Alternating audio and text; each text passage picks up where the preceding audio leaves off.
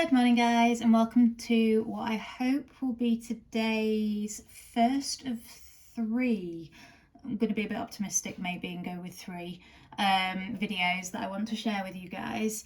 My plan is to do this, then I have like a carbon NMR, also kind of like a practical and like a deduction of a compound sort of question.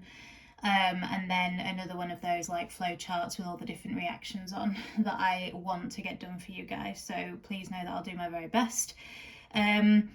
This question is an OCR question, but what I want to kind of, I guess, showcase here is that, and AQA do this as well, that you might have to do a mechanism for something that isn't actually familiar, but it's using principles of mechanisms that you have met, maybe with different nucleophiles or different electrophiles, which is the case here. Or sometimes the AQA questions will get you to put curly arrows onto a mechanism you've never seen before, and it's using your understanding of curly arrows representing the movement of a pair of electrons and how electrophiles behave and how nucleophiles behave in order to do that. So with this particular question, we're thinking about starting with methylbenzene, and we're going to react it with sulfur trioxide to form this compound here, which is not something that we need to know about. But we do know how to do the electrophilic substitution mechanism. We do know that the benzene ring is a region of high electron density. We know hopefully that an electrophile is an electron pair acceptor. So when it's asking us to finish off this mechanism, we have all of the information and the skills to do that. But because it's unfamiliar, it naturally causes, I guess, a little bit of panic or anxiety or just doubt that we're going to be doing it correctly. But I guess what I just want to showcase is that, you know, there are plenty of clues within this question that the reaction is going to be one that we know how to do a mechanism for.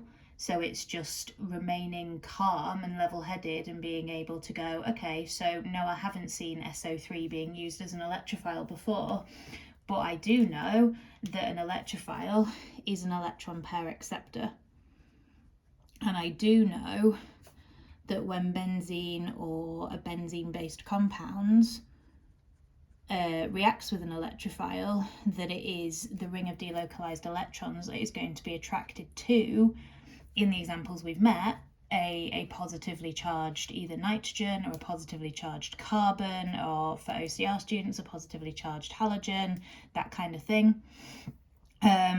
Here we don't have a positive charge, but we do have a partially positive charge of the sulfur. So again, thinking about electrons moving towards something, they're going to want to move towards something that is positive or partially positive.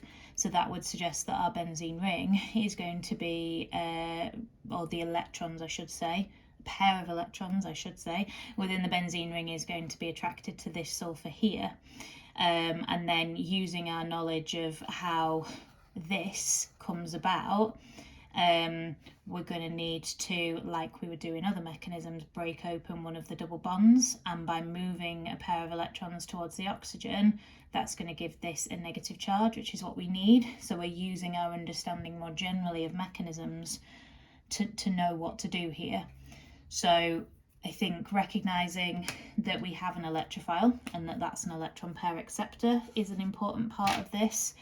I think that recognising that we're dealing with some sort of benzene compound and that is our, or A, region of high electron density is important.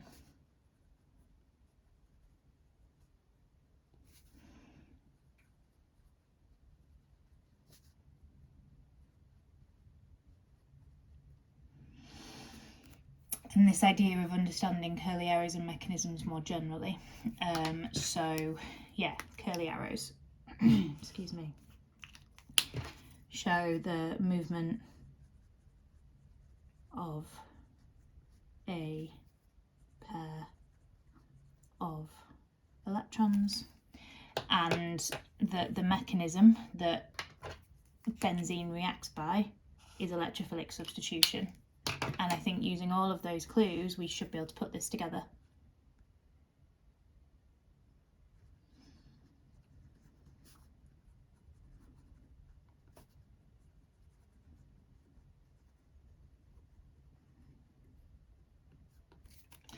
So bearing all of that in mind, and bearing in mind where the SO3 is being substituted onto the ring, because it's substitution, I'm not really going to want to draw a curly arrow from sort of like the upper part of the ring. I'm going to want to take the electrons from a part of the ring that's close to the carbon whereby the substitution occurs.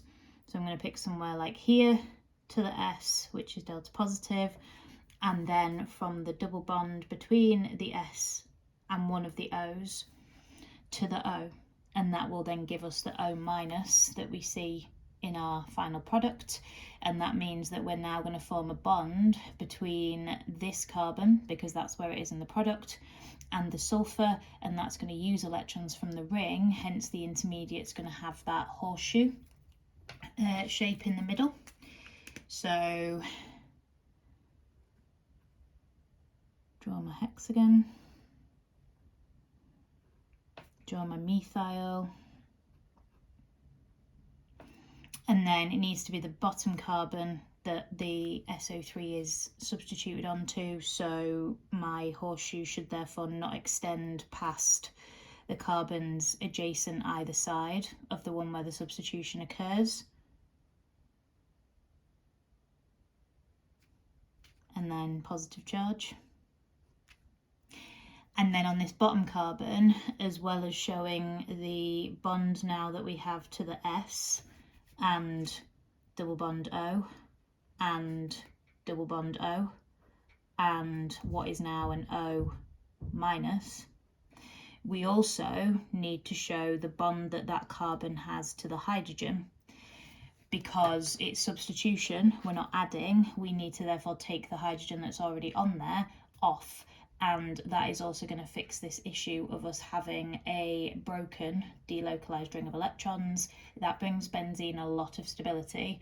So the only reason why benzene will react in this way is because it can regenerate that ring of delocalized electrons. And that's why benzene doesn't do addition reactions, because you would end up permanently breaking the ring of delocalized electrons, which is not something benzene is interested in doing. So in substituting the hydrogen, we're going to send the electrons from that carbon-hydrogen bond back into the ring, which will then regenerate the full ring of delocalized electrons, and that hydrogen will be leaving with no electrons, hence it leaves as a H+. And that is all you would need to add. And I say that because I hope you can see by working through what we know and how we can link it to what we know and our general skills, that that isn't such a difficult question. But I do appreciate that when you are working with mechanisms that you've not met, or you're working with electrophiles or nucleophiles you've not used before, it can be daunting. But that's exactly the sort of thought process I would hope you could follow to then get your marks for this question. And while we're on the subject of mechanisms more generally, please be really careful with the following. Please make sure your curly arrows start from either a bond, the ring, or a lone pair of electrons. Because they show the movement of a pair of electrons, we can't have a curly arrow starting anywhere else. And please make it clear that it's starting from a bond, or, you know, the ring, or a lone pair, because they are really fussy. It's not really the right word. They're very precise, they're very pernickety with how we do our curly arrows. Likewise, be really careful with your horseshoe shape and the positive charge in the center. Yeah, don't draw really tiny bonds, make the bonds really long so it's really obvious where your curly arrows are going. Yeah, partial charges, make sure that you've got them the right way round. Why are they this way round? Because oxygen's more electronegative than sulfur. How would we know that if they hadn't labelled it as such? Because oxygen is higher up group 6 than sulfur, and if fluorine's the most electronegative element, electronegativity increases across a period and decreases down the group. So sulfur is less electronegative, hence partially positive. Oxygen more electronegative, hence partially negative. Okay? Any questions, please let me know. And like I say, I hope to have some more videos up over the course of the day.